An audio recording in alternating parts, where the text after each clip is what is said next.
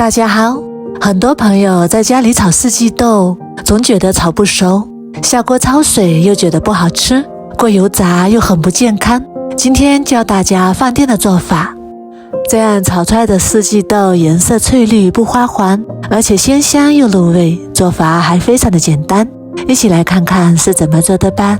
首先我们把四季豆旁边的筋膜给撕掉，不然会影响口感，而且不容易消化。我们在买四季豆的时候要买这种表面没有黑点的，这样的四季豆比较新鲜。然后把四季豆摘成小段，摘好之后放入大盆里面，在碗里面加入1小勺盐，然后倒入清水没过四季豆，然后用手搅拌均匀，在盐水里浸泡5分钟，这样可以把四季豆清洗得更加干净。接下来准备一个红椒去籽，然后对半切开，再改刀切成细丝，切好之后装入碗中备用。再来准备适量的大蒜，切成薄薄的片，切好之后装入碗中备用。再来准备2块钱的五花肉，改刀切成薄薄的厚片。猪肉要选择这种有肥有瘦的，吃起来才会更香。切好之后装入碗中备用。这时候我们的四季豆已经泡得差不多了，然后给它清洗，用干净的清水再清洗一遍。清洗干净之后控干水分，给它捞出来，放入大一点的碗中，在碗里面加入适量的食用油，然后用手抓拌均匀，让每一颗四季豆都裹上一层薄薄的食用油，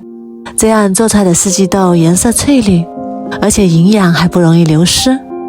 像这样就可以啦，先放一旁备用。接下来把锅中水烧开，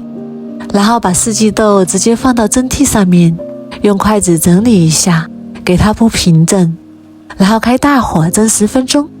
这样可以最大程度保留四季豆的营养，而且颜色翠绿，而且还能够保证四季豆能熟透。接下来准备一个小碗，加入1小勺盐，1勺白糖，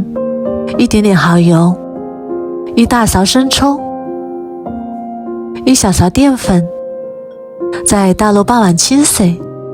然后充分的搅拌均匀，先放一旁备用。这时候我们的四季豆也已经蒸好啦，直接打开盖子，就不要再焖了。话说四季豆油盐不进，不容易入味，但是我们这样蒸过之后就非常容易入味了。然后给它取出来，先放一旁备用。接下来锅中加入少许食用油，油热之后把五花肉放进来翻炒，把五花肉炒出香味，炒出里面的油脂，这样炒过的五花肉才会香而不腻。炒香之后再把切好的蒜片加进来，继续翻炒均匀，炒出香味，炒至蒜片微微花黄，然后把蒸好的四季豆倒进来，大火翻炒1分钟。因为刚刚四季豆已经蒸得快熟了，开大火炒至熟透就可以。这里要注意的是，四季豆炒熟才可以吃，半生不熟的四季豆吃了容易呕吐腹泻。大火爆炒1分钟左右，再把切好的红椒丝加进来，调好的料汁也加进来，继续翻炒均匀，炒至入味。大火翻炒1分钟左右，炒至红椒断生，